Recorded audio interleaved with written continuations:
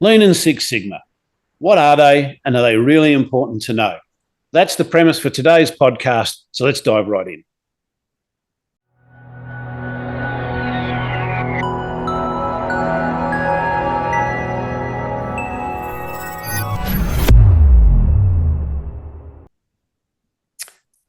Hi, I'm Chris Baker from Callista Consulting, and with me is my co-host, Tony Taslim. How are you, Tony? Yeah, good. Great, actually. Thanks, Chris. And how about you?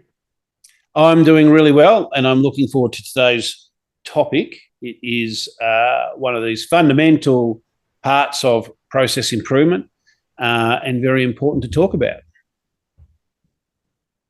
Great. So my understanding about lean is actually starting from when I read the book of Toyota Ways. Is this actually where lean comes from? Okay, so yeah, great book, by the way, The Toyota Way. And there are a number of books by that same author and related to it that are all worth reading. But I suppose what I wouldn't want people to think is that lean is only about automotive manufacturing or even only about manufacturing. But fair to say that Toyota has had an enormous influence on our understanding of process and productivity. And a number of key players within Toyota who influenced that. Those lessons are totally applicable in all forms of human activity. And I think that regardless of the fact that you might be in some type of business completely different to automotive manufacturing, there are great lessons to learn from what they did there at Toyota, particularly in those sort of formative years. But did lean come from there? I think it's a strong influencer. Maybe we should talk about, what lean is and where's that term come from. So the term was coined in the late 80s, early 90s by a group of researchers, Womack, Roos and Jones. And they were authors of a couple of books, The Machine That Changed the World, which is about the car and its impact on global economics and just generally freedom of people to move around and those kind of things. But they look specifically at automotive manufacturers, and they were trying to answer the question, where did companies like Toyota come from in that they started way behind American manufacturing, and by the time they were doing this research, were starting to make big inroads into the American automotive market. So what were they doing differently? And where was this power to make high volumes of good quality at a good price? Where were they getting this from? That was the premise for their question. Then I wrote a second book, and that book was just entitled Lean Thinking, and that's where the word came from. Now, certainly, it's not an acronym, by the way. It just means lean, without fat, without waste. So the research they did certainly looked strongly at Toyota. So they were a big influencer. But I think now, particularly, it's matured. And even at the time, it had taken into account a lot of learnings that had been made up to that point of Toyota arriving at their point in the world. But lean now has been tried and applied, these various principles in a lot of different areas. And its applicability is to process. So that's any form of human activity, really. So I definitely want people to break out of that thing that it's a manufacturing thing and that it's an automotive thing. The way you apply it and the way you consider it change, sometimes quite significantly, depending on the type of organisation that you're looking at. But fundamentally, the things we'll talk about today all still apply. So it's got a long history and it's widely adopted across the world today. And I think if I wanted to define it, I would talk about it in a couple of ways. So this is going to be my definition. Now, a lot of people will say, lean is a philosophy that helps you reduce waste. And it certainly is that. But I think it's a lot more than that. Certainly today, it means a lot more than that. So I want to expand on that a little bit. And the way I generally talk to it about teams is that there is a focus on learning to identify activities that are non-value adding in your organisation, in your processes.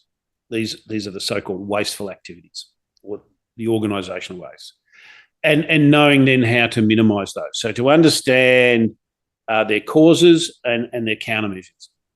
So how do we reduce that wasteful activity to release more time for value adding? But Lean also has a toolbox. There's a lot of different tools that we can use that you can apply in the workplace that can help you implement those improvements or identify what to do and where to make the changes.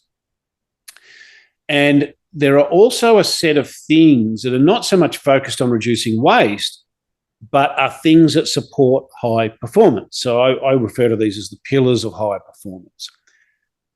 These are things that you do to support productivity and to support high-performing teams. So that's the three parts of it. Focus on reducing waste, a toolbox to help you do those things, and a set of pillars for implementing high performance within the organisation. You mentioned about toolbox, and you also mentioned pillars. I mean, tell me more. So, how does this relate to Lean, and how does this toolbox or pillars of Lean, I should say, right, helps businesses or organizations? So, if I was training Lean, or when I train Lean, which I do very often, I usually start with some philosophies, some foundational things, because if you understand these few principles, this is hugely empowering in terms of the way you look for opportunity and observe process. So the first simple premise, and anyone who's done project management, right, is going to recognise this bit.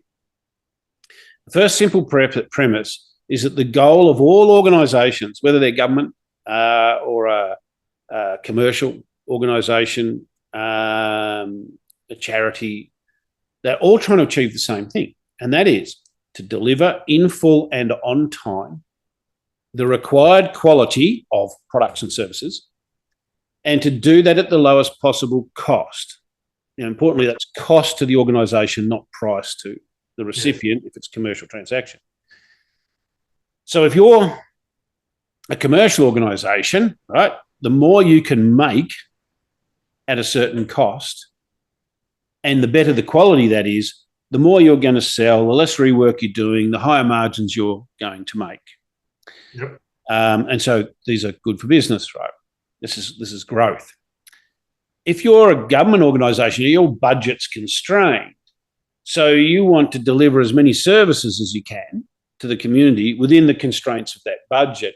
And similarly, charities or not-for-profits are constrained in their budgets as well, and they're trying to deliver the right quality of services to their perceived customers as they can on the limited budget they have. Now, the reason these three things, delivery, quality and cost, form the foundation of that is they're intrinsically linked. If I tell you I'm going to halve your budget, what's going to happen to delivery and quality, right? So if I reduce the amount of money you've got, you're probably going to deliver slower and the quality may be reduced. If I tell you you've got to double the quality of your product, that may slow down delivery and almost certainly put your costs up because you have to buy better materials or do more processes to add the value to that.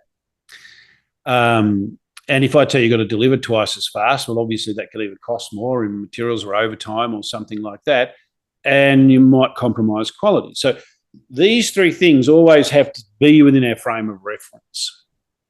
So that sits there as a foundational concept. We're there to deliver on time, required quality, do it at lowest cost.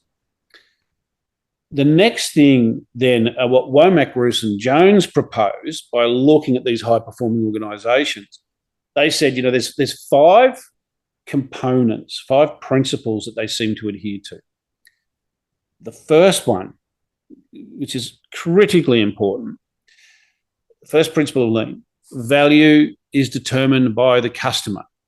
So again, no matter how good we think we are at our jobs, It is our customers, and customer is anyone looking to receive value from us. They're the ones who determine how good a job we really do. So that's principle number one. The second principle is that the value stream along which we deliver that service or product must be thoroughly understood and mapped. And that means drawn. And there's a technique we use in Lean called value stream mapping, which is extremely important, I think, for a Lean practitioner to learn. It's a very useful technique, and it's not that complicated, though it does take a little bit of practice. And people are very familiar with process flow charts, and this is a different thing. Value stream mapping looks at how work and information flow through various teams or people or whatever it is, or organisations, to deliver an outcome at the end. And quite often we're sitting in one of those teams and we're not seeing the whole picture. Whereas a value stream map will give you the whole end-to-end picture, and you'll be able to see how the work moves and how information and communication happens in the organisation to trigger all of those events. Mm-hmm. That's what a value stream map does. So, and I've created, I don't know how many hundreds of those over my career, with all sorts of audiences, from, federal, state, and local government, or with service providers, banks, and so forth, and project management companies. And I've done it with lots of manufacturing organisations. It's a great tool, and that engagement with people through that's really important, because it starts to show you where all the problems are. Right, so that's principle 2, that it must be thoroughly understood and mapped. Yep. And then, so you might ask yourself, how many organisations have actually done this? Well, not that many, actually. So they're already starting to fail at principle 2. The third principle is that work should flow without interruption. Now, when I talk about this is when I get people to put an asterisk next to it, because really at the core of productivity, by using the Lean principles and the Lean tools, a big chunk of that work is trying to create flow. Usually what we're engaged to do is to move the work through faster without compromising quality. Usually what we end up achieving is we're moving the work through faster while improving quality. These two things are linked, and I'll come back to that. So it's about flow. And this bit about subtly what's in there is, when you're looking at a process, watch the work and ask yourself, is that really flowing without interruption? Or does it have to stop every now and then while whoever's working on it has to go and do something else or get some more information, or is blocked from doing the next bit because they don't have the information or they don't have the parts or whatever it is? They can't keep working on it. So we're looking for interruptions to flow. So that's that third principle. Work should flow without interruption. The next principle is that the organisation should be structured and built to allow the customer to pull value from it. Now, there's a few bits to this, and it's a little bit, what's the word I'm looking for? There's some subtlety in here, and we might touch upon it later, as to how we build pull systems into an organisation. But for now, let's just consider it that, when a customer thinks they need a product or a service that you provide, firstly, are you easy to find? When they call up, are the interactions good? Is it simple to get information and work out what you want? Do you get good advice? Is it transactionally easy to do business with? Do things then turn up on time? All of those kind of things. So we're looking to make the process seamless for the customer. And as I say, there are subtleties that extend back through an organisation, but we may touch on those later. All right. So that's pull. And the last one is that the organisation should seek to continually improve. And this relates to culture then. Yeah. It totally relates to culture. It totally relates to leadership. We've talked about it in our other podcast on the blockers. It is absolutely part of the culture of the organisation to continuously improve. Mm.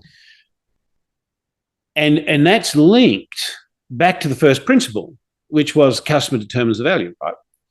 So when we seek to continuously improve, we're looking to the customer to see how well we're achieving things for them and to try and predict what they might want in the future. So those are the 5 lean principles. And I think they're very important to understand, and particularly this bit about flow, but all of them really. So the next part of lean is about value-adding work versus non-value-adding work or waste. What's the difference here? So we have a definition for value-adding.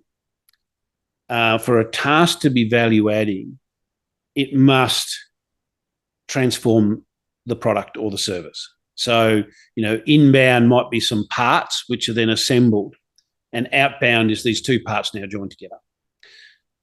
That's transformation. It could be, let's say, non-manufacturing example. We've got to create a report. So inbound is some information and data. We process that data and we create a report, and what goes out is a summary report that conveys meaningful information to someone. So that's a clear transformation. So if we don't transform the work, if I have to go over there, get some parts and bring them back to my table, have those parts transformed? No, I haven't assembled them yet. I've just moved them. That's not a value-adding exercise. You might have to do it, but it's not value-adding. So we have to have this clear definition for value-added work. Then there's, what about the non-value-adding? What are these things? And generally in industry, we categorise those down to 7 wastes of operations. So this is the non-value-adding stuff we do. I just talked about motion, me going over there to get some parts, and on the way back, I'm carrying parts. So that's motion waste, excessive movement of people, and it's transport waste, excessive movement of materials or work. So that's 2 of our 7 operational wastes. The others are inventory, which is our parts on shelves in a warehouse and managing that effectively. And we don't want to run out, but we don't want to carry too much either, because that's wasteful. We lose it through obsolescence. We lose value through perhaps it has a use-by date, or perhaps it just becomes obsolete. We have to insure it. We have to house it. We have to have people to stock count it and move it around. And in fact, the average cost that I've determined over the years of holding inventory, and this will vary depending on the type of organisation, but most CFOs report a number to be between 10 and 20%. And I think the average probably sits around 12, 13, 14, something like that. So if you've got $1 million of inventory, that's costing you somewhere between $100,000 and $150,000 a year, probably, to have that inventory. So obviously that's a significant cost, and that's going to significantly affect margins, right? Yes. So you don't want to have too much, but you don't want to run out either. Otherwise, we stop our flow, right? So inventory is really important. There's another definition of inventory. And in a way, I think this is perhaps one of the most important concepts in lean that's often misunderstood. So people will give a definition of inventory exactly as I just did, stuff on shelves. When that waste was first formulated, that was not the intention of the definition of inventory. And in value stream mapping, there's a shape you use sometimes to show inventory, and it's a triangle, a letter I inside the triangle. And that is work that has started to be done, and for some reason it stops somewhere and it waits. It's either in a queue or something's delayed or whatever it is. But the work no longer is anyone working on it. And that becomes inventory, right? So it's work in process that no one's working on. This is vitally important, because if you have that, then you don't have flow. And that's our 3rd principle of lean, that work must flow without interruption. So if you see WIP inventory, you have a problem. You've got a bottleneck or a constraint in your set of processes. So fundamentally important waste. And I get people to put an asterisk next to that one when we talk about it. So when you talk, let's put it back, during the COVID area, I mean, you said that, hey, flow without interruptions. But hey, during the COVID, there's like lack of raw material, and Right. it's shifting from, I don't know, you mentioned just in time becoming like, Yeah, there's okay. another acronym of All right. like, as long as I got it, I just get it and then just put it in inventory so that I can keep producing. And in certain extent, it's still happening in the manufacturing or in the construction industry or in some industry in Australia. So what's your thought about that? It's not lean, but in a way we need the business need to do those to be able to survive. Absolutely. So this is a really, really important point, and I have quite a bit to say about that. So just in time got hammered, right, during COVID, and we had a big supply chain set of issues. Now most of that's cleared now. Most manufacturing industries I work with are not experiencing too many delays now from out of that COVID time. There are some exceptions. I concede there are some exceptions. But I think, again, there's a lot of misunderstanding. It's a great question, Tony. I'd just like to park that one just a little bit. Let me finish the discussion of the 7 wastes, and we'll return to it. And there's a reason I want to do that, and that is because there is another waste I want to talk about, overproduction, which is also related to just-in-time and supply chain problems, right? So we've got inventory and we've got our concept of inventory there. So we've done transport, motion, inventory. So we've got 4 others to talk about. Yep. There are 2 that begin with over. There's overproduction. Now, overproduction is producing too much of something or producing it too early for the client to need it, or both. Now, I think you can see that if you overproduce, you're going to end up with excessive inventory of finished goods or partly made goods, or whatever it is, right? So waste creates waste. If we have overproduction, we will have excessive inventory. Now, and why is this important for organisations? Because they're spending money on labour, energy and materials to not deliver anything to the customer. And you really don't want to be doing that if you can avoid it. Now, there are some advantages to do that, and you might do some amounts of it, and certainly with some of our clients, we want to have a certain proportion of finished goods so that when the client rings up and says, can I have one of those? You go, yes, sir, we can get it on the truck this afternoon, right? Great. But how much of it? And how quickly will that turn? So you have to answer all those questions before you work out how much of it you hold. It's okay to hold some of that inventory, just don't hold it excessively, because you're burning up a lot of cost on something that might become obsolete, might get damaged, might not get sold, whatever, and it's just cash tied up in a warehouse. So there's some consideration to be done. So we want to just produce the right amounts. Yes. The other waste that starts with the word over is over processing, which is doing work that the customer doesn't value. Mm-hmm. Maybe you produce a product and then paint it, ship to the customer, and they want a different colour, so strip the paint off, paint a different colour. And I've had real examples of that happening in my career, which is why I raised that one. That's an example where us painting it was over processing. We had an opportunity to understand the customer's needs better and maybe give it to them in the colour they wanted and add more value to them, and maybe get a better price for our product as well at the same time, because it's something we specialise in and the customer doesn't. And that's what all of these exchanges of value are. It's the customer's prepared to pay for things they can't easily do, or it's too costly for them to do. We have our centre of excellence, so that's what they pay us to do. So this over-processing is also that sort of bureaucratic waste, too much documentation or bureaucracy sitting there in the background as well. So there are 2 more, and one is waiting waste, which Womack, Bruce and Jones originally listed in their book as, and I think they base these largely on Toichi Ono from Toyota's definitions. Waiting waste is people or machines idle waiting for upstream processes to complete. Now, if you're on a moving assembly line, that's fair enough. right? If the upstream process isn't complete, you're going to be standing there doing nothing, waiting for the work to come to you. But in most modern workplaces, that's not the case. People are conscientious, and if they can't do their priority task, they will look for what else they can do, and they'll drop down to their other tasks, in which case it becomes a hidden waste, because the best value would be for them to work on this job, but they can't because they're waiting for information or materials or something from somewhere else. So they go and work on something else. And the last one is defects.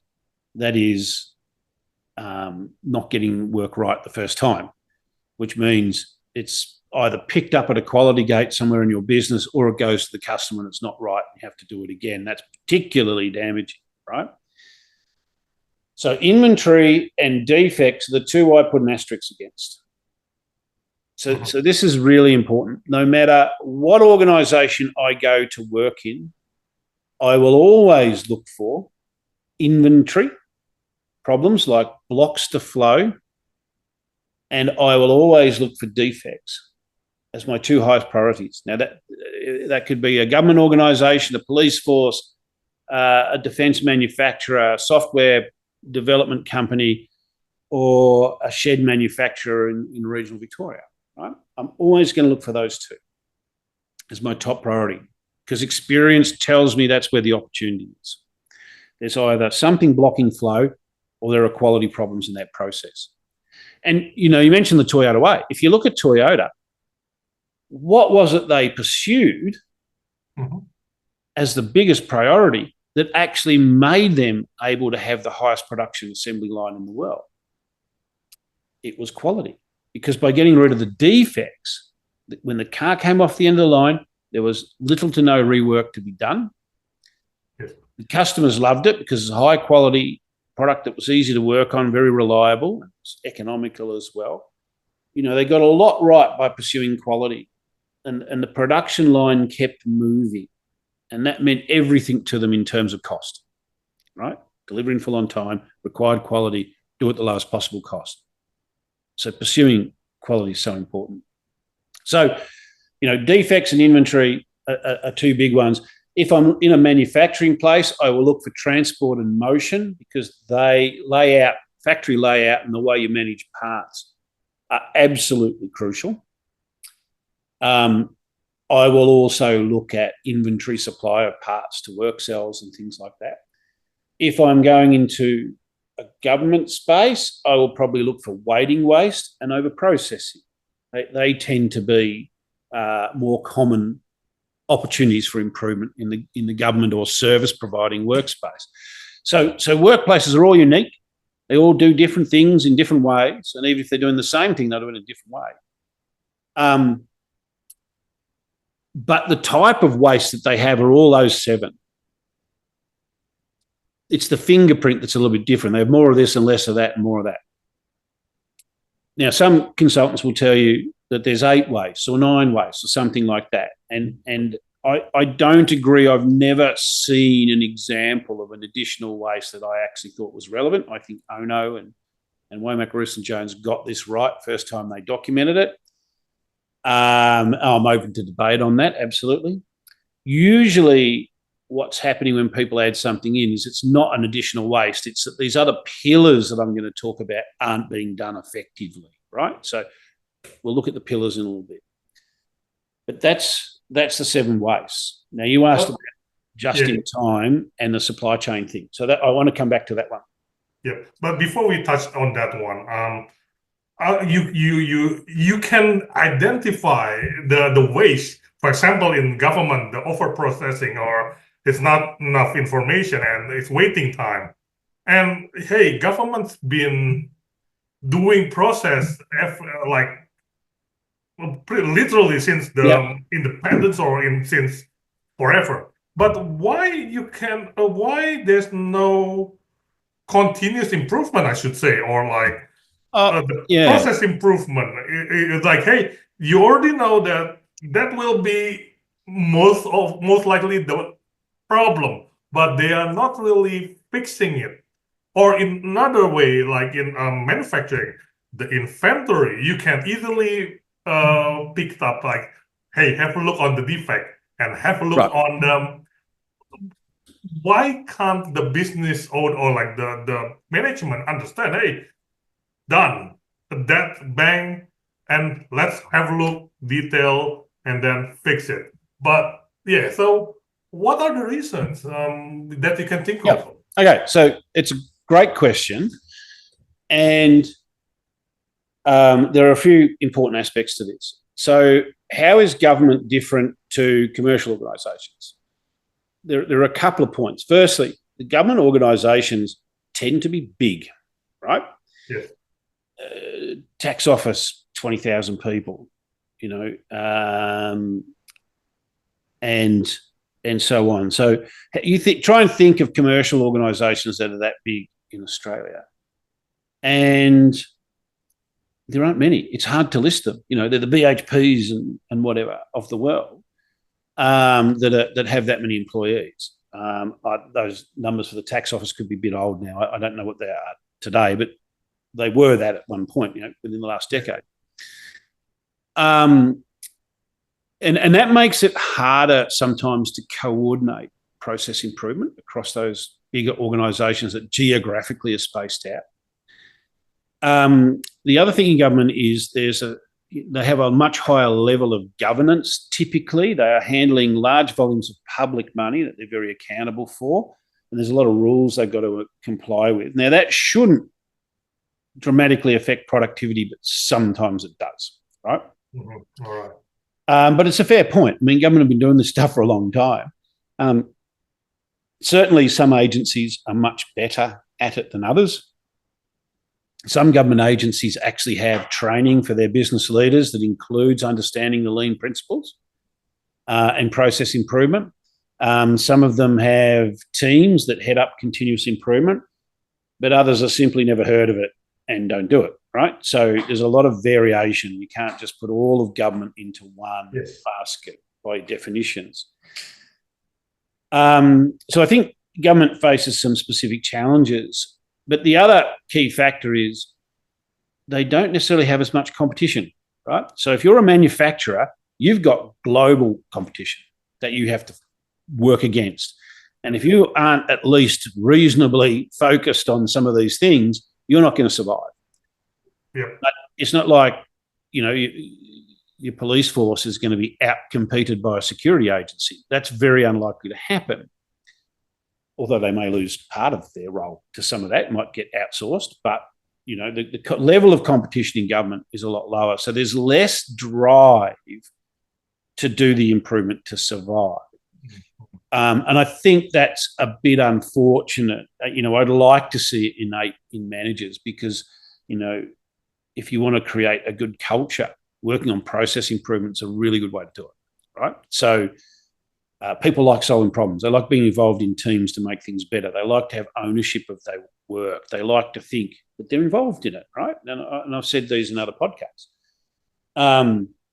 So there's a lot of benefit there for government to pursue productivity. And in the modern age of government budgets, boy, they need to be doing this. They really need to be doing this stuff. So hopefully that goes some way to addressing your point there. I think what I should say, I would like to add it up on top of like what you mentioned is like, hey, governments need to step it up a little bit because like you are like in a way, for example, in Australia, you are really competing with, for example, in mining industry, like you are really competing productivity with other Asian countries. For example, nickels, right? So if the government not really helping the mining industry about nickel or about the taxation or about everything, you will be outcompete with other nations. Like, for example, in nickel, it's like Indonesia or somewhere else. I know there are two different country, but we won't go that far. But I mean, I think we are in the global space. We are competing with China, or we are competing with the US. We are competing with EU nations. But hey, that's that can be like for another topic. But I think we probably need to be careful there. The premise today was to talk about Lean and Six Sigma and how these are applicable to organisations and are they important. We're probably, in danger of stepping outside that a little bit and talking about how do governments support business, whether it's manufacturing or mining or construction or whatever it is. What are the levers that government can pull to help those organisations become more competitive, which is another topic. And I think you're right. I think we can address that one, but I think we'll do it in another podcast, to be honest. Good stuff. I would like to go back to that just in time and bullwhip effect. So just in time, let's talk about what that is. It's a philosophy that was created by Toichi Ono, who was a senior engineer and manager with Toyota through a lot of their formative years. So he introduced some fundamental philosophies and tools that are absolutely part of the Lean Handbook today. And one of those things was delivering just in time. What really drove this? And if you read a book called Toichi Ono's Workplace Management, which is translations of a series of interviews with him, he's long since passed now, but this is not a very big book. It's an easy read. You knock it over pretty quick. But what you get from reading this book is to understand the situation that the company was in and he was in at the time and how he had to address some of these fundamental issues. And he was being driven or pushed very hard by people in the finance part of the business to purchase these very big machines that could produce many, many, many parts at astonishing rates, so that the cost per part was very low. And this was from the accounting perspective, was if we can drop the cost of these parts, we'll be better off. And he said, well, I don't need millions of parts. I just need these parts. Yep. What I actually need is smaller machines and good operators who can quickly change those machines over and make what I need just in time. He said, okay, we might get a big machine and that's going to be very expensive to take up a big footprint. But yeah, okay, the parts are at a low cost. But in the meantime, we're losing enormous amounts of money by not having the line run because there are no parts, right? And you can't have these big machines on every part. So what he wanted was fast changeover, good operators who could make good quality parts and have them delivered to the line in the quantities required just for a short term of production. Mm-hmm. Now, before Toyota closed in Australia, I used to take a lot of people on tours there, and it was wonderful. Toyota were very generous with their time, and it was a very worthwhile thing to do. But what you would notice if you were there is the suppliers are delivering to Toyota 3 times a day. So lots of small batches of product going in there. And they're working from bins, and they'll exhaust a bin, and that'll be part of their whole pool system. And we talked about pool before. When a bin's empty, it triggers a replenishment, and that's going to come in, in a couple of shifts and drop in behind. Meanwhile, there's another 2 boxes worth of parts there. So that's called 3-bin, or 2-bin or 3-bin Kanban. They call it Kanban. And it's parts just arriving just in time for that shift's production, basically. Now, people argue, oh, well, what if there's a supply failure? Yeah, okay. Well, if there's a supply failure, that is going to shut you down within a couple of shifts, right? That's true. Funnily enough, I observed that automotive industry in Australia for a very long time. And whenever there was a major supplier failure, you would see within 24 or 48 hours, Ford's laying off people, Holden's laying off people. But Toyota wasn't. And they had a really robust supply chain. So they worked with their supply chains to improve their availability, improve their delivery, improve their quality, such that it was really robust and they had backup options there. So they were really the masters of this. Now, COVID hits, right? And suddenly, it's getting hard to get things. What did everyone do? They ordered a ton more than they would normally do. We don't want to run out. We've got to keep our operation going, so we'll order a heap. Now, if you look at a supply chain, there are sort of lots of wholesalers and then a less amount of importers and a less amount of manufacturers, and then a fewer amount of raw materials companies supplying them. So what happens is when all of these purchasers put a whole lot more orders on the wholesalers, that magnifies to be a lot more orders on the manufacturers, which magnifies again down the supply chain. And this is what we call this bullwhip effect. So right at the start of the supply chain, it's hopeless. They've got no chance of keeping up. So by everyone ordering more, they actually all sank each other.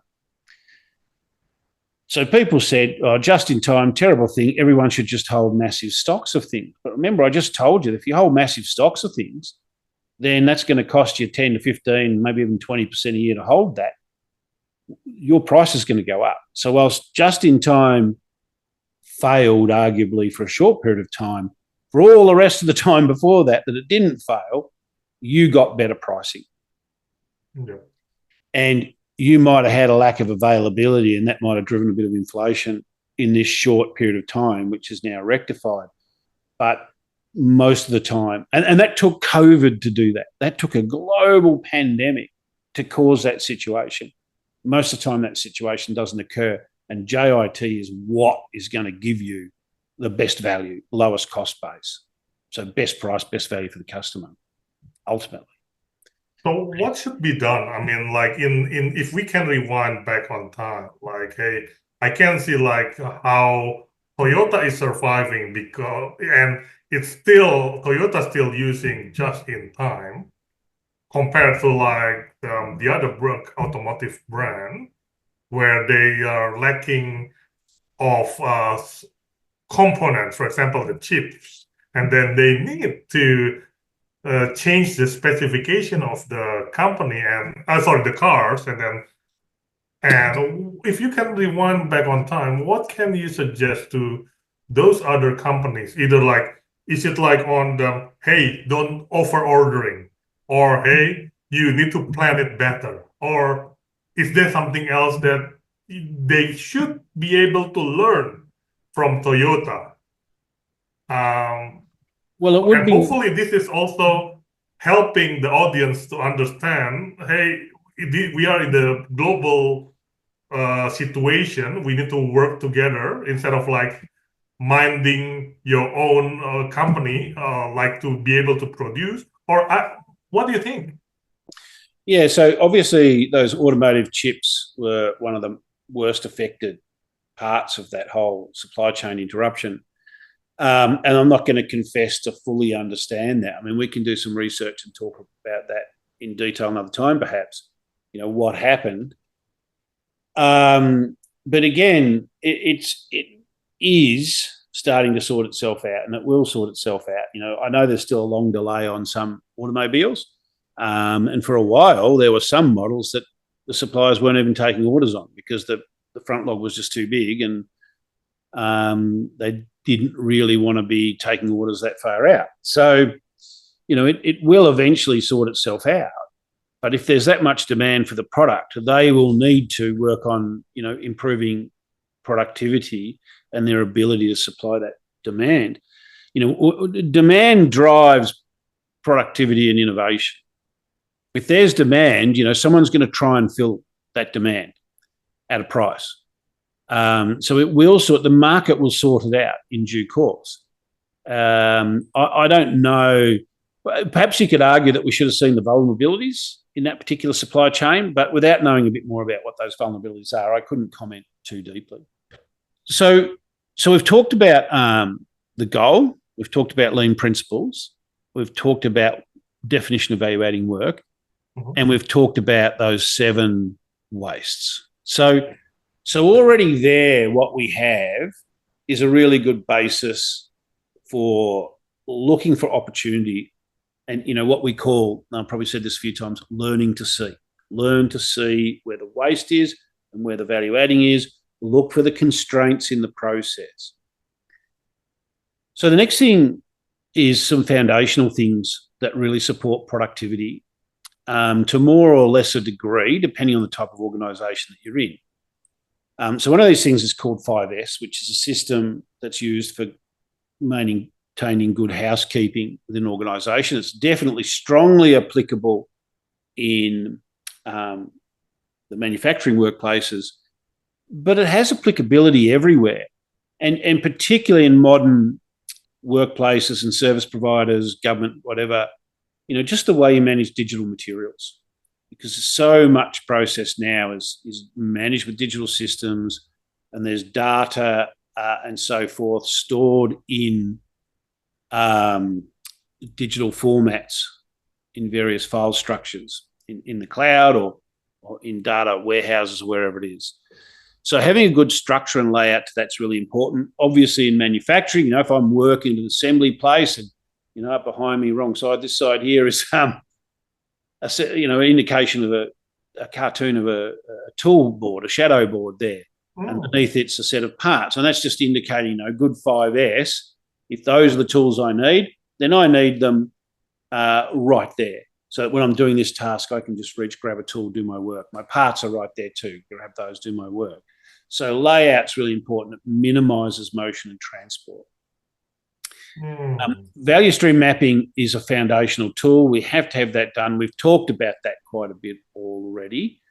It's certainly, I would say that as a foundation, you need to have your processes mapped and understood. That's one of those lean principles. Yes. And visualization of purpose. So that's one of my terms, right? You won't find that in the lean handbooks, but what is that? So that is a clear understanding through the organisation of what the goals are. What is it we're trying to achieve? Are there any breakthrough goals we're trying to do? Major improvements to the business? How are we measuring that? How do we communicate to people what's important? So cascading goals effectively through each level of the organisation. So each team and each member of that team knows exactly what they're meant to be doing and how their day-to-day work affects those bigger outcomes for the company. And I would expect to be able to see that on the wall at boards where teams meet for toolbox meetings. There will be some metrics there, that there be some sort of senior management dashboard of key metrics about performance of the business that they're talking about, looking at and meeting together to talk about quite routinely, so that everyone's on board with what it is we're trying to do. So this is some of the foundational stuff that needs to be in place. On those foundations, then, there's a set of pillars. Yep. Tell me more about those pillars then. So these are the things I mentioned earlier that are things that you do that support high productivity. So they're not the wastes themselves, these are other things. Now there could be, I could put a lot of things into pillars. I'm just going to mention a few, which are the core ones that I talk about. So this is what I believe to be core lean, my personal take. There are a lot of other things. Yep. The lean toolbox has a lot of depth to it if you want to, do a bit of Googling and yep. And research. But these are the fundamentals. The first one is on flexibility and skills development. We now live in a world where people need to be able to do multiple types of tasks and need multiple skills. So continually developing the skills of the workforce to match the demand that's being placed on the organisation is really important. It starts with a skills matrix that identifies the tasks that need to be done and then looks at each person and how well they're able to do those tasks. So you're developing people's skills in line with the needs of the business. It shows you where you're short and heavy on certain skills, and it shows you for each person a development path.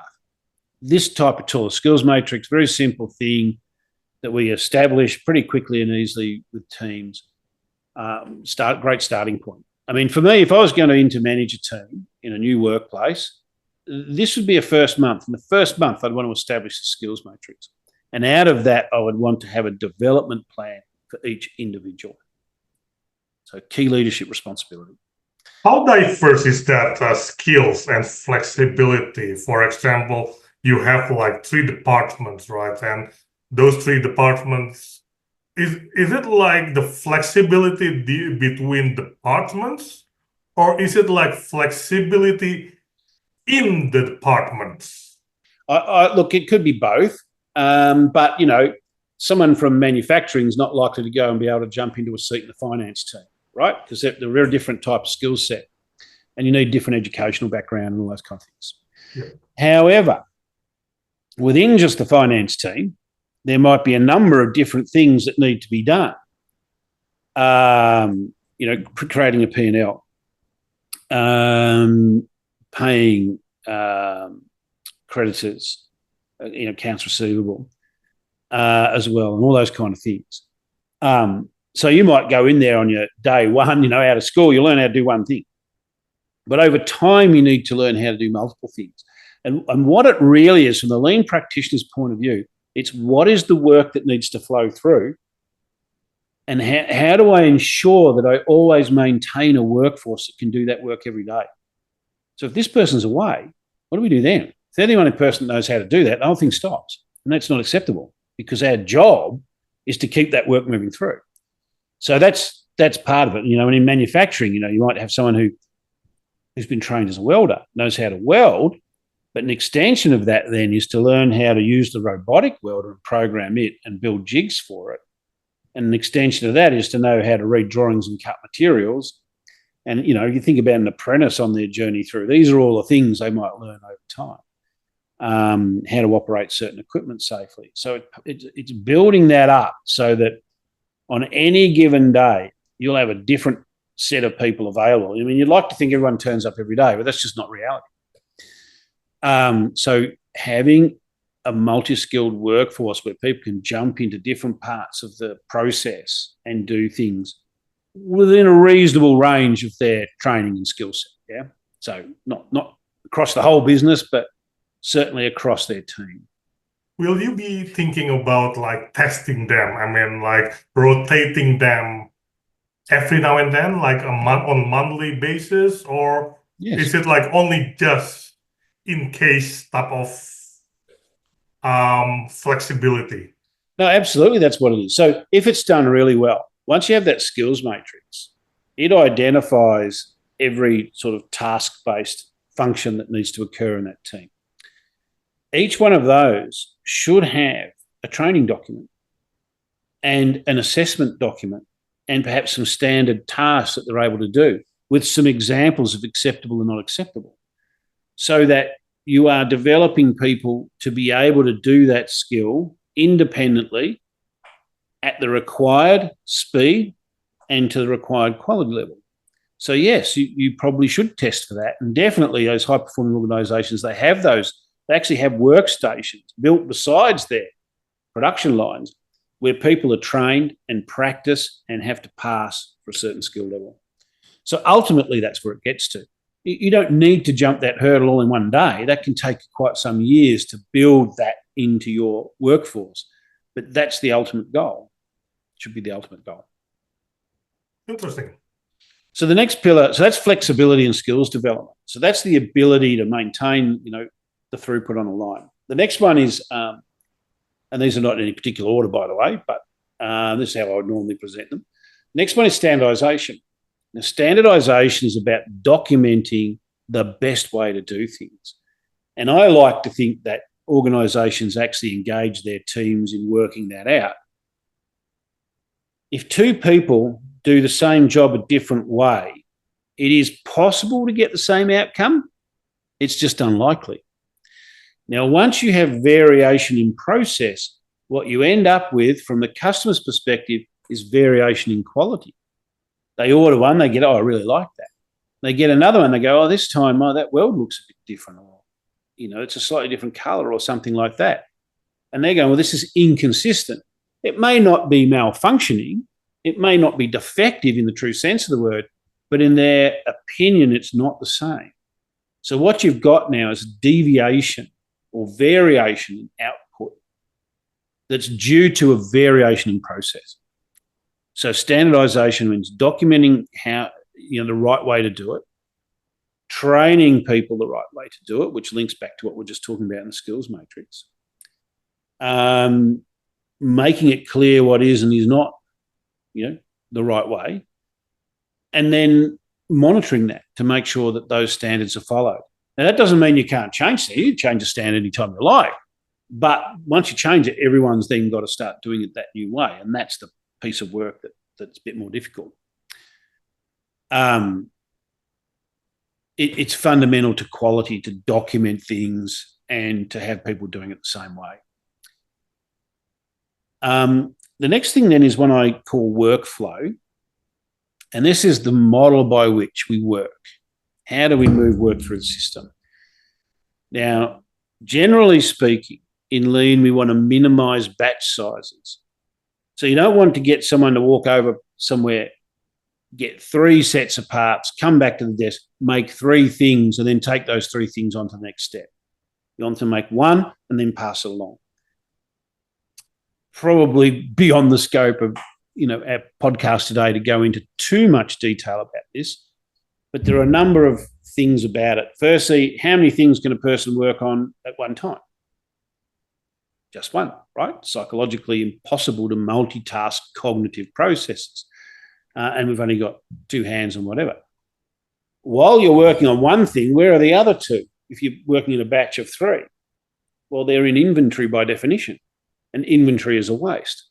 So as soon as you apply a batch process, you are building waste into your process. And if there's a quality problem at that workstation, it's now going to affect the whole batch. Whereas if you made 1 and passed it along, there's a chance that quality defect get picked up right away before too many more are made. It ties up inventory, it creates clutter, it takes up workspace.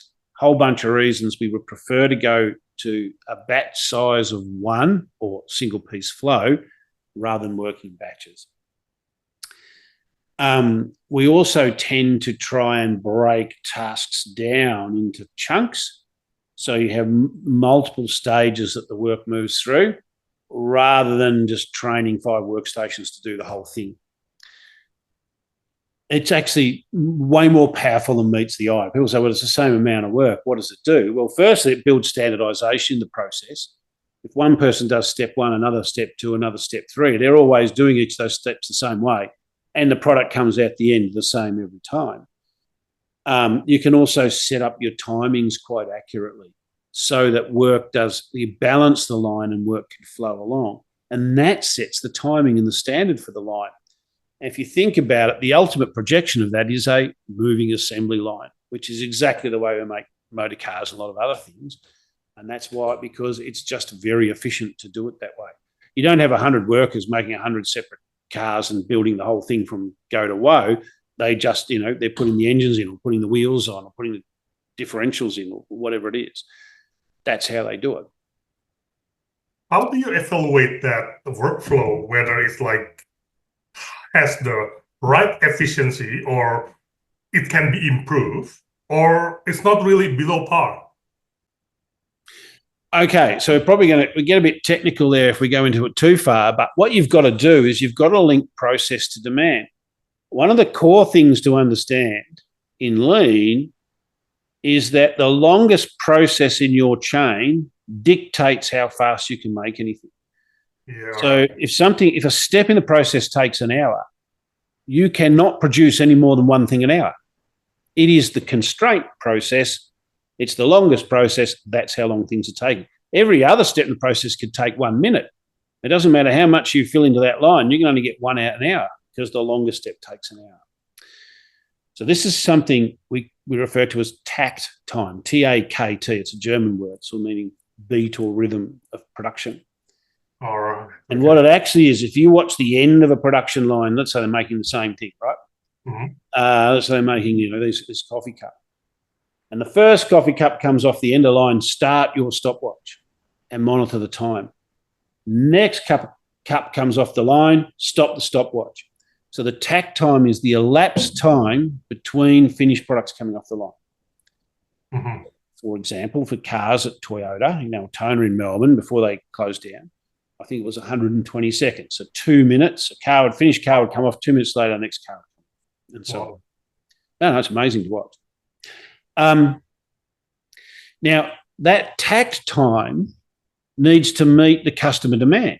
So if your customer wants 1 coffee cup an hour, and we've got a process in there takes an hour and we're getting, our tack time is 1 hour, that's okay. We're meeting the customer tack. But if the customer wants a coffee cup a minute, we've got a problem with this 1 hour process, right? We either have to replicate it 100 times or 60 times to get one a minute, or we need to bust it down into different steps. So there are a couple of different ways to skin that cat, but that's what you have to do. So that's the workflow bit. And there are 2 pillars remaining, and the next one is quality. I've already talked about how important this is. This is the pillar that Toyota pursued in order to get its level of productivity. So what they understood was that quality is directly related to throughput. Now, that doesn't mean keep making better and better quality, because quality comes at a cost.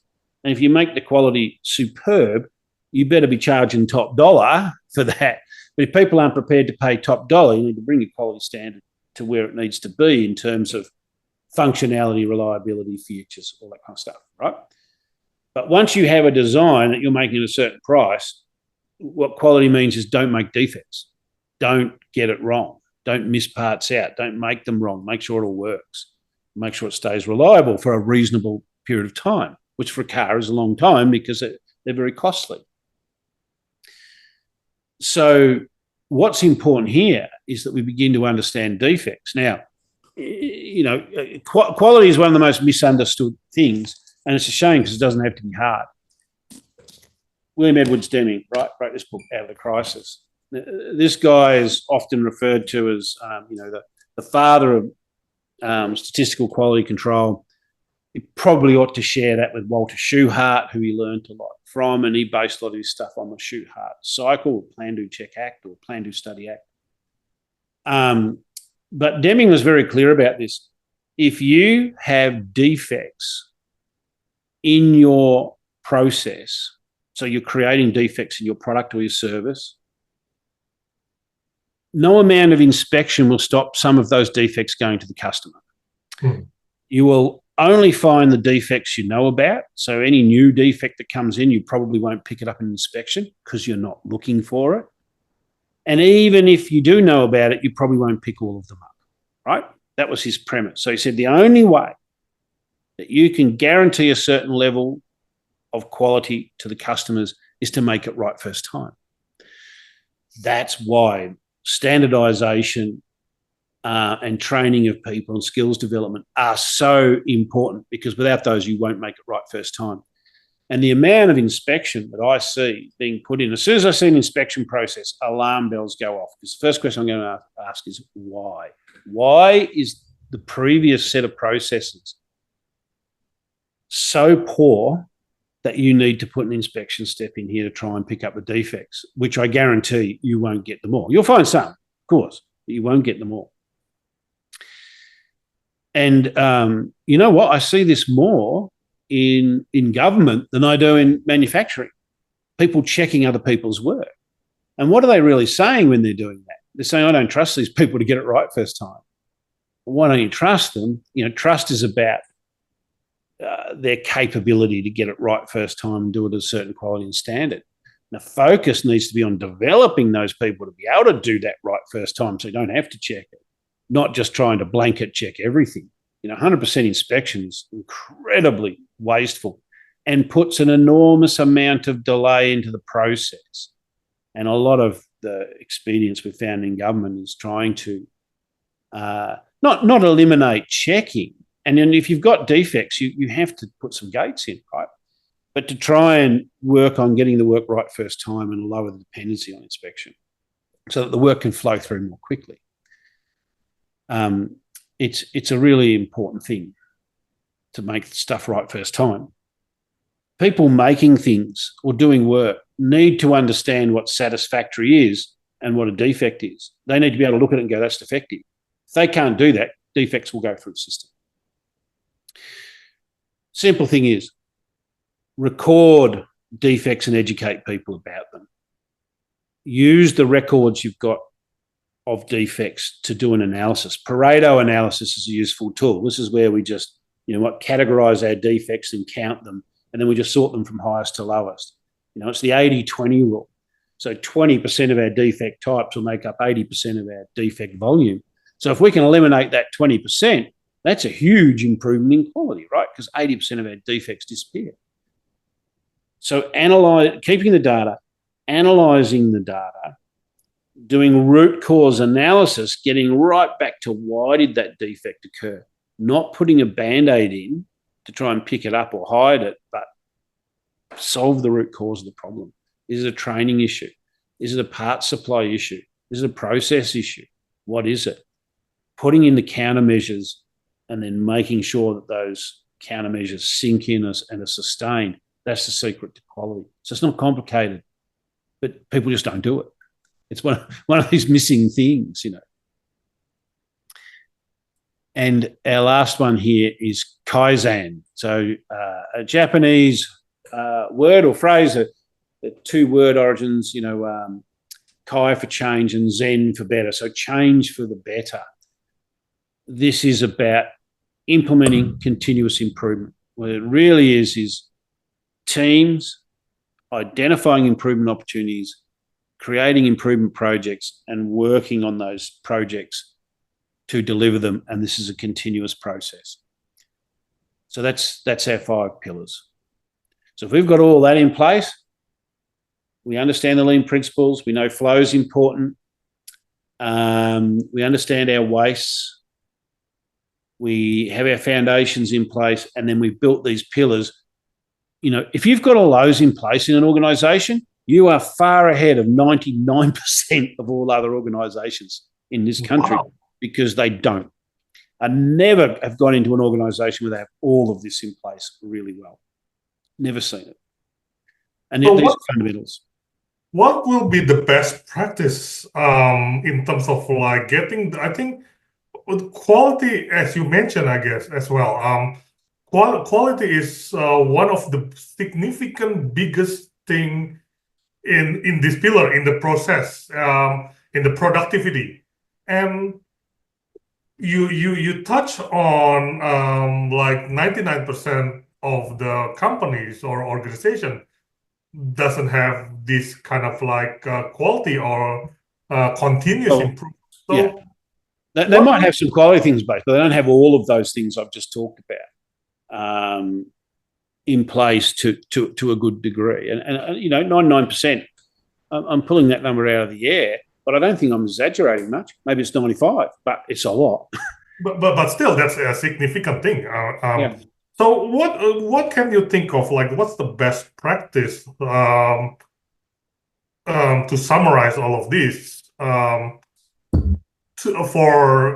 For example, for small businesses or for medium businesses, that how can we improve productivity using lean, especially improving on the quality you mentioned, continuous improvement with Kaizen, and what can you summarize on this? So there is a process to this. Typically, an engagement would consist of, if I'm being engaged to go in and help an organisation improve some aspect of its performance, and nearly always that's going to be throughput, right? That's nearly always what I'm engaged for.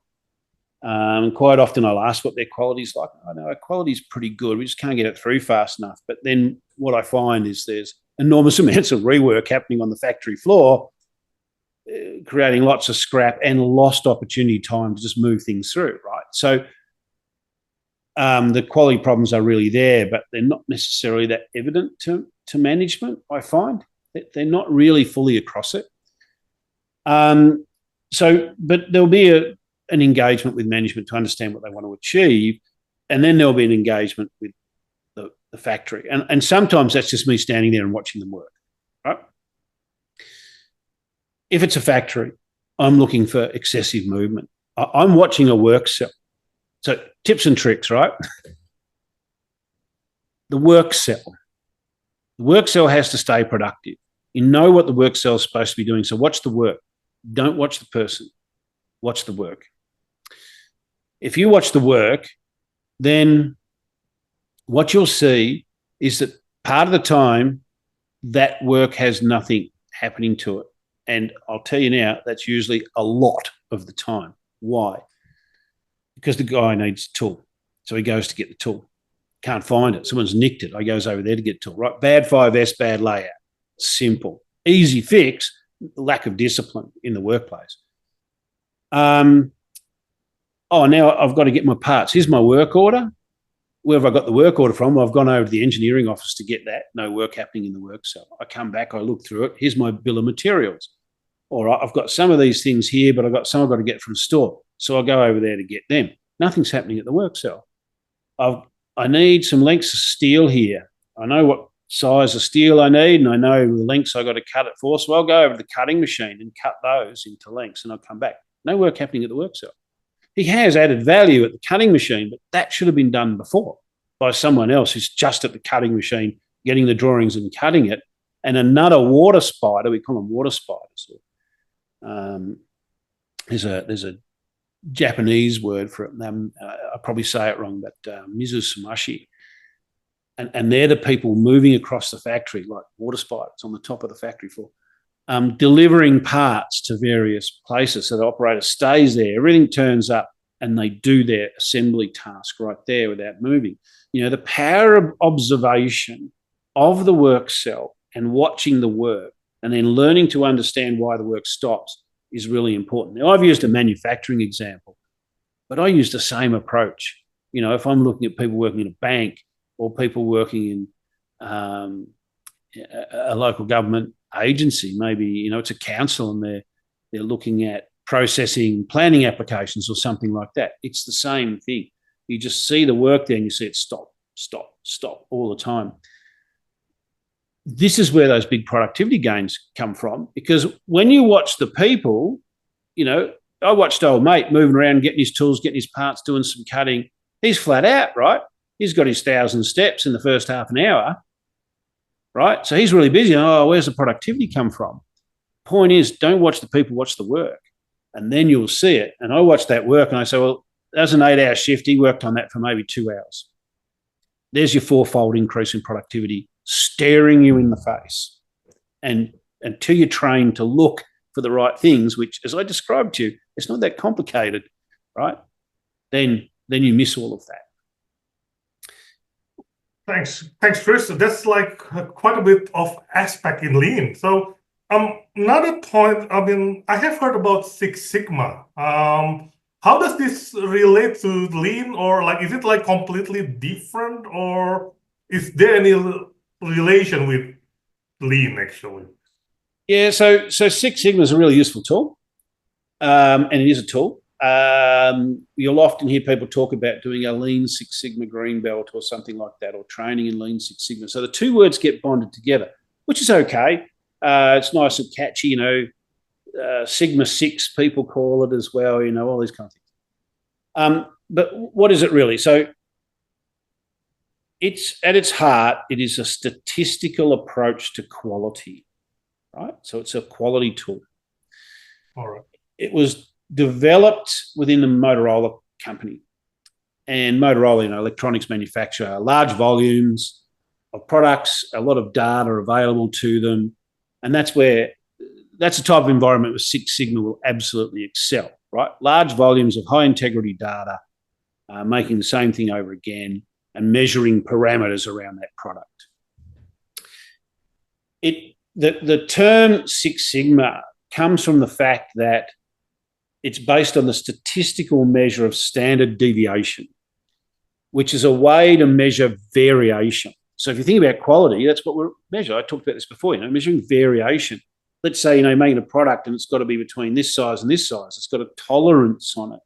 So what we do is we make one and we measure it, we make another one, we measure it, make another one, we measure it. And we're looking to see how much it varies and does it stay within the tolerance bands. Now, we call that a control chart, right? That an operator, you know, a fitter and turner should be familiar with control charts and should be marking them up as they go. They might not measure every one, every 5th, 10th, whatever, but they're taking a sample and measuring it. And they're looking for drift. Mm-hmm. Is the machine heating up, expanding? Is the bit wearing? You know, that's what they're looking for. These key variables have to stay within a certain bandwidth.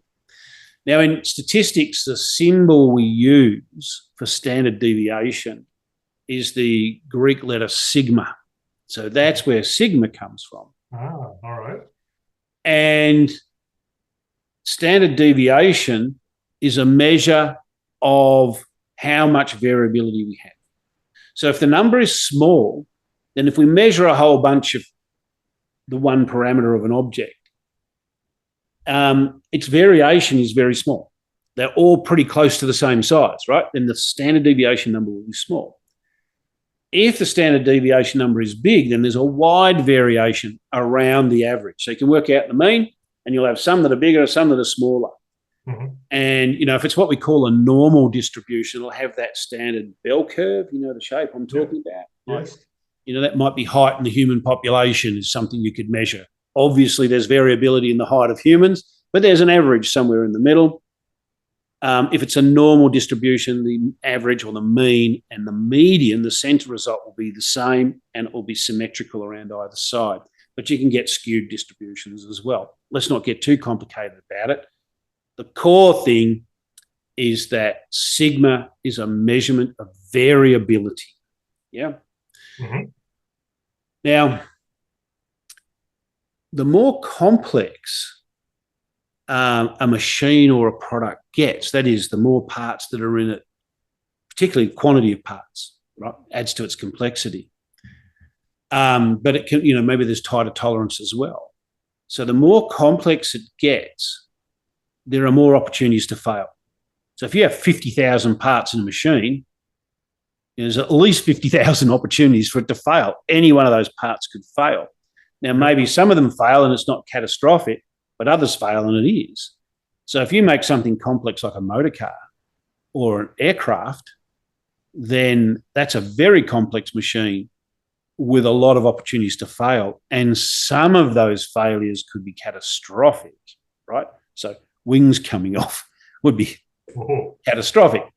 But certain avionics failures could be catastrophic as well. And in those control systems, they have what's called redundancy. So there's multiple systems, not just one. If one fails, there's still another one. But if you're making those complex things, then the quality control you need over the components needs to be much greater. Mm-hmm. Yeah. And so the standard deviation that's allowed needs to be much smaller. There's some other aspects. And again, Six Sigma, it's a great topic. It's a really interesting topic. And if you study it, you'll understand probability a lot better. You'll understand what statistics is really all about, how useful it can be. And it's not that complicated, right? There's a little bit of maths to it. But these days, you can just do it in Excel. And there are tools that'll do it for you. You've got a set of data. It's pretty easy in Excel to get the standard deviation. And from that, we can calculate some other things like Z numbers and so forth. And what this tells us is the probability of something having X amount of defects or failing. And we used it recently. Well, I was working with a rotomolding company. So they're putting powder, a certain weight of powder, into a mold, heating it up, the plastic melts, distributes itself around the mold, then the mold is cooled down and the product is taken out of it, right? It's a fairly common process. Lots of things are made this way. And that amount of powder is called the shot or the shot size. And normally it's done as a weight, but sometimes it's bags and those kind of things. So we were looking at how the variability in the shot size would affect the thickness of the plastic around the mold. And it doesn't tend to distribute uniformly. You put shields on certain areas, whatever, try and get as uniform as you can. But for a given product, you might have certain areas that are critical and you'll test them. And there might be a standard, depending on what the product is, where it has to be a certain thickness or greater to pass. So you use testing machines to measure the thickness of that. It's non-destructive testing to measure the thickness of the plastic in those critical points.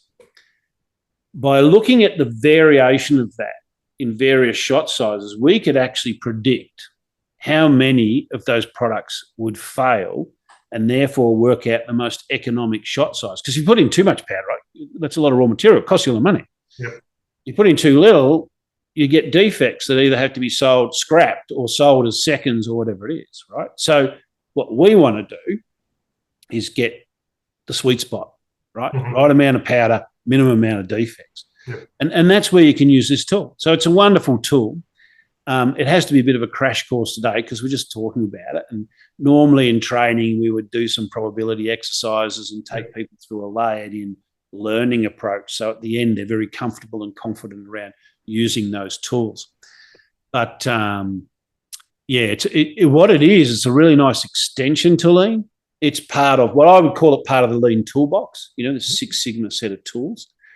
And you don't apply it in every situation, but there are certainly situations where it can apply. I gave you one example, but banks are all over it. They've got lots of high integrity data so that they can look at that. There are plenty of other applications. And, in modern times, that statistical bit I've talked about is the core of Six Sigma. I mean, that's what it really is. So it's actually like Six Sigma means like there are six Sigma, meaning like there are six aspects that you would need to have a look, or is it like just a random name, like six? They just love six, or No, it's not a random name. No, the six is quite important.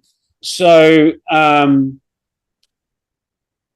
if you have your set of data and your one standard deviation either side of the mean in a normal distribution will include 68% of that population. At two standard deviations, it's something like 95%. At three standard deviations, it's 99.7%. The pursuit of Six Sigma, at Six Sigma, you're 99.9997% of the population. So if you want to make something to a Six Sigma quality standard, you need to make it to 99.9997% okay and only 0.0003% defects, which is 3.4 defects per million, if you like. right. So at that level of quality control, you are in the aerospace industry and that kind of thing, because if with the number of components they have, if they're not making things to that standard, they are much more likely to have a catastrophic failure. So that's where the Six Sigma comes from. But how important is this? Because like when you're talking about small businesses, we're not talking aerospace. Correct. It can be like Four Sigma or something. Or is that well, that's right. So the necessary quality standard with lower complexity comes down. But with smaller businesses, you're probably not even looking at Six Sigmas at all, right? But I gave an example before of a small to medium manufacturer where we certainly were using it as a useful tool because they are making a lot of the same thing. And if you're making bespoke things, you're probably not going to deploy Six Sigma so much. But if you're making a lot of the same thing, it's useful. Let me give you another example. Let's say you're filling bags of things to a certain weight, right? And you want them to be no more than, a few grams under or a few grams over, a few kilograms under, a few kilograms over. By taking a sample, you can understand the variability and you can know how many bags are going to be outside that range and not, because you've got the statistical data to back it up. It's just a science. It's a scientific tool, and it's a very useful and perfectly applicable tool to use. And, you can actually then say, oh, well, you know what, this variability is too much. We need to improve this process to get that variability down. Or, if someone checks our bags, they're going to find they're not compliant. And we're charging them for product they're not getting or something like that. So that's what it's all about. It's a way of testing your process to see what it's capable of. And by the way, if you have a deviation that's more than 3 standard deviations from the mean, that's also a flag that something abnormal has happened. Anything that happens within 3 standard deviations of the mean can be considered a normal event. Now, sometimes I see people racing, oh, we've got this terrible problem. We've got this result here and it's over here. So we have a look at the data and we find out that's only 2.5 standard deviations from the mean. And whilst it won't happen very often, it's perfectly or understandable, predictable that it would happen in the current operating parameters. Therefore, nothing special has happened to create that result. Whereas if it's more than 3 standard deviations to the mean, hang on, something changed. An ingredient changed or a machine broke or something happened to cause that, and we need to go and investigate. So multiple ways that's useful. How important is this Six Sigma from the customer point of view? Because is it like, for example, if we're taking it Toyota and Ford, for example, is it like what in the public there's like a certain stigma thinking that hey, Toyota car can last 20 years plus or like 1 million kilometers or something like along those lines. Right. But is that the difference between Toyota is applying Six Sigma? I'm just assuming here, putting an assumption. And while like German company, I don't know, BMWs or like the Ford of the US, not really applying Six Sigma. I'd be really surprised if the companies you mentioned weren't all applying Six Sigma, right? They all will be, I would think. Now, the question was about customers. Most customers have no idea what Six Sigma is, and they're not going to be asking for information around that. It falls very much in the realm of people interested in quality and process improvement. These are the people who talk Six Sigma, so normally in industry, involved with manufacturing. Where the customer perceives it is in quality and reliability, right? Yes. So without naming a brand, if I ask everyone to think about which brands do you trust for their quality? Which are you more likely to pay a little bit more for rather than buy the cheap brand, and the cheap brand you don't trust in your quality? So those higher quality brands are doing things to ensure that quality. And if they're doing anything complex, they're probably using Six Sigma as a tool to help measure and understand that quality. But I'll tell you something else. The ones with the highest quality are doing the least inspection by a long way. Now, that surprises a lot of people. A lot of people think, no, it must be the other way around. They're getting the high quality because they're inspecting everything. Well, no, they're not. They don't need to. They've got their systems and processes under control. They're sampling components along the way. They know the quality of the components going in, and they know the quality of the assembly processes. So they just check a few things, known things at the time, to a short checklist. They do some, but very little inspection, and a lot of that's automated. X-raying machines to make sure all the parts are there and those kind of things. But those brands that are rubbish, well, guess what? They're probably spending 10% of their entire lead time inspecting because they have to, because they've got to find all these defects and fix them. So, how they're cheap, I don't know, because their extra labor they're spending on it, they're spending 10% of their lead time inspecting. The best of the best are spending 0.1% of their lead time inspecting. It's way cheaper. It's cheaper to make good quality to a point. And then the pursuit of quality becomes very expensive after that. So you want to make it just right. Your specifications are meant to be met, not exceeded, is something I find myself saying a lot. Yeah. So in a way, like you need to balance it in a way. And then, of course, I think like coming back to what you described earlier, like you need to balance it with a value map or value stream mapping, which is like whether which one is it quality, is it like the budget, the cost, and as well as another aspects in production. Yeah, so the value stream mapping helps you identify vulnerable processes and bottlenecks and all those kind of things. Six Sigma tools help you understand variation in product. Wow. But there are another fleet of quality tools, the simpler ones I talked about, Pareto analysis and root cause analysis, 5 whys, Ishikawa diagrams. We didn't get into that. There's a lot of other things we can talk about, like Heijunka and so forth. So we'll probably talk about some of those things in other podcasts because we can go into more detail about them then. This was very much intended to be a bit of an overview, the crash course, if you like. Went into a little bit of detail, but we haven't painted the full picture. We just wanted to establish, what lean is and why it's useful, what Six Sigma is and how that relates to lean and why it's useful. So hopefully we've managed to do that for the audience. And, a lot of it, though, comes back to the core things. Productivity starts with quality. Make it right first time. Make sure the work continues to flow. Learn to watch the work and make sure all the steps are value adding. If you want tips and tricks, there's your starting point. There's a lot more, and we layer it in when we're engaged with our clients. We build them, put things in place and build them up to where they need to be. We haven't talked about the role of sub-assemblies and sub-assembly supermarkets. I think that's a topic for another day. They're very powerful too for smashing lead times out of the park. So all great topics for us to talk about in the future. But I think we've probably given our audiences enough to listen to for today, don't you think, Tony? Yes, it is, and it's really insightful.